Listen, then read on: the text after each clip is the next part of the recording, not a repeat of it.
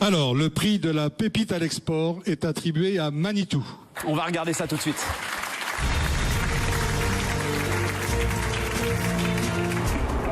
L'histoire de Manitou démarre en 1958, quand Marcel Brault imagine un tracteur agricole flanqué d'un mât de levage. Le premier chariot élévateur tout-terrain est né. Manitou est aujourd'hui numéro 1 mondial du matériel de manutention, 1,3 milliard d'euros de chiffre d'affaires et 3300 collaborateurs. Fernand Mirat dirige l'une des 3 divisions du groupe. En 2015, nous avons dépassé plus de 500 000 équipements mis en service à travers le monde. Ce sont des équipements d'élévation, des chariots, des télescopiques, mais aussi l'élévation des personnes, les nacelles, que nous vendons à nos clients agriculteurs dans la construction et dans l'industrie. Grâce à ses 200 techniciens ingénieurs, Manitou dépose une dizaine de brevets par an. Manitou exporte aujourd'hui 80% de sa production dans 140 pays sur 5 continents. Laurent Bonnor est le directeur des ventes et du marketing. Nous avons des machines au Tibet qui opèrent à 7500 mètres d'altitude à par moins 40 degrés.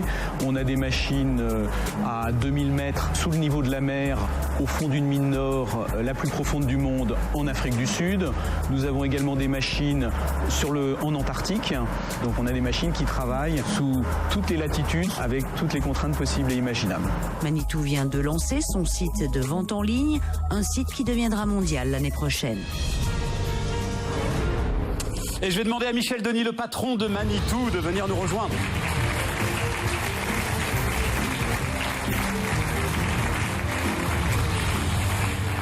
Et je regardais, c'est ça qui est formidable, ce que me disent parfois les entrepreneurs. Je pense notamment au formidable patron de Nurest, qui viendra peut-être un jour, leader mondial du catering, qui va approvisionner une base de vie sur un des déserts les plus hauts du monde, au Chili, je crois.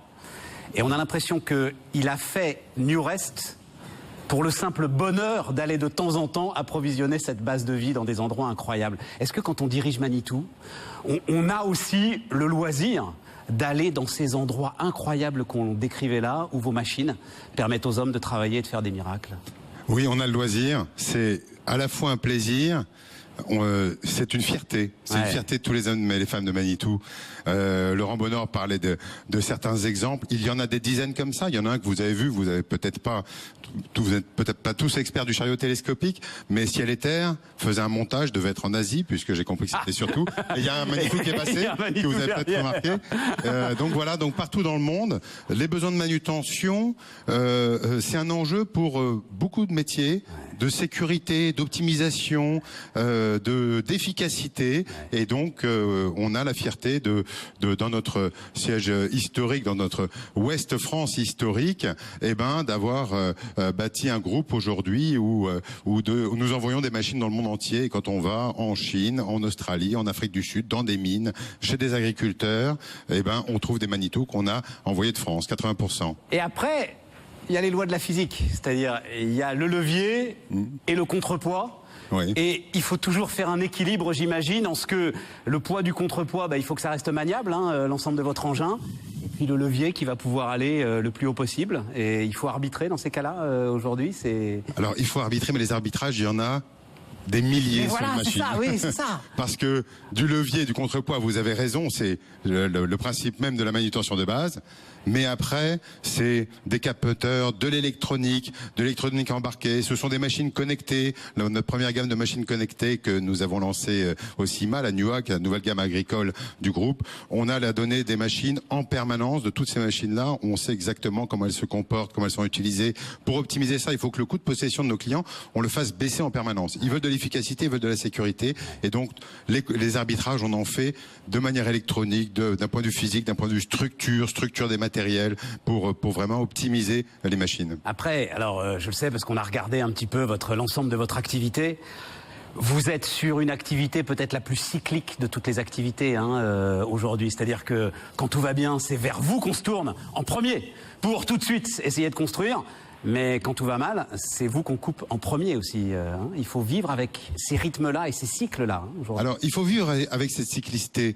Mais cette cyclicité, on l'atténue par beaucoup d'éléments chez Manitou. On l'atténue par la diversité géographique. parce que c'est 80% dans 140 pays, qui est 80% international, 140 pays, une diversité géographique. On marque aussi on a 21 filiales. On a ouvert l'année dernière, on a inauguré celle du Brésil, celle d'avant, celle de Dubaï.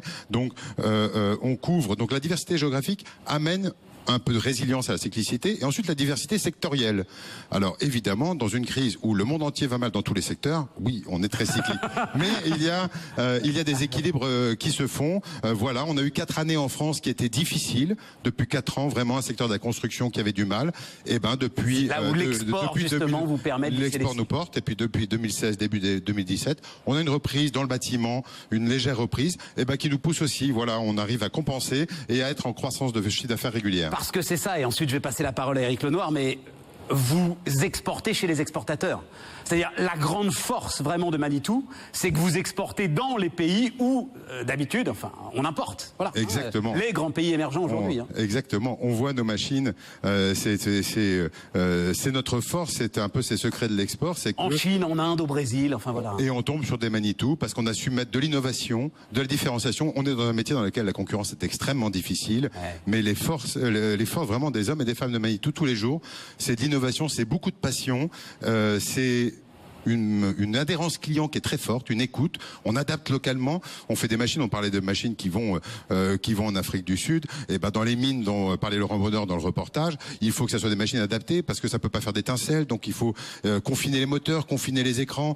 Il faut arriver à faire des choses spécifiques, des pinces à pneus parce qu'il y a des pneus qui pèsent 2 tonnes pour arriver à mettre des accessoires qui permettent de manipuler. Donc toute cette vision globale de différenciation, d'innovation avec un ancrage local du besoin du client, bah c'est ce qui nous fait aussi gagner cet export. Éric Lenoir, un mot autour de cette aventure? Bah écoutez, moi je suis impatient de remettre le prix, mais c'est vrai 80% de chiffre d'affaires à l'international.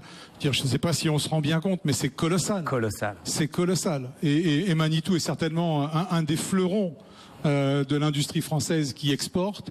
J'ai eu l'occasion il y a quelque temps d'aller visiter leur entreprise et on voit que l'ensemble des collaborateurs est véritablement dédié à cette exportation, à cette qualité et à avoir le dernier mot en matière de réussite commerciale sur tous les pays où Manitou exporte. Une vraie réussite. On va vous remettre votre prix tout de suite.